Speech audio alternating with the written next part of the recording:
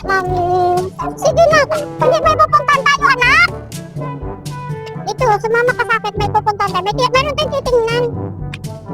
Mami, lollipop, mami. Pabili niya ko ng suka. Trece. Mami, lollipop. Magkano lollipop niya?